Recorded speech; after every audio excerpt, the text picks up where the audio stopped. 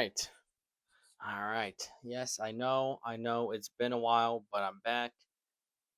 Look, I'm not going to stop talking about movies and shows. All right. I'm here to stay, and I'm here talking about Obsession. Now, I wanted to talk about it right when it came out, but I've been so busy. I recently just got a new job, so that's been taking up my time. But like I said, I'm here to stay. So, Obsession, directed by Corey Barker.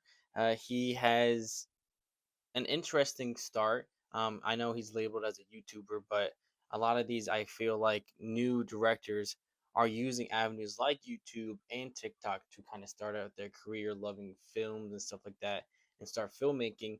And this that start led him to, direct this new movie called Obsession, and it's really good.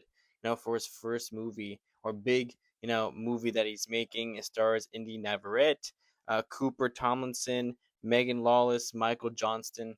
It almost feels like a Brother Grimm story, and they kind of mentioned Hansel and Gretel in the movie, but it's like its own story, talking about making a wish and combining that, story or I guess notion when it comes to making wishes. Even in Aladdin, they talk about when you make a wish, don't wish for someone, back from the dead, or don't wish for someone to love you.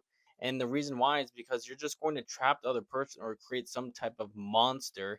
And this is kind of what this movie is all about, creating that monster due to your own selfish desires. And it does very well with contrasting comedy and horror. A lot of horror movies kind of just go for just horror, horror, horror.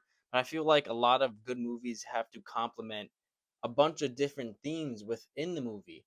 And the best example, you can just look at the Jordan Peele movies. They do great in like horror, but also the comedy is really funny because if it's just horror all the time, it kind of gets either boring or it's just like too much. So you got to have some type of, balance between, you know, a lot of horror, extreme creepiness, disturbing, whatever, with some lighthearted stuff. And this movie does very well with that. And it is quite disturbing. There is no happy ending. There is no really anything happy about it. I'm not going to get into spoilers, but it is obviously, like I said, about someone who wishes for someone to love them, and it creates this obviously obsession.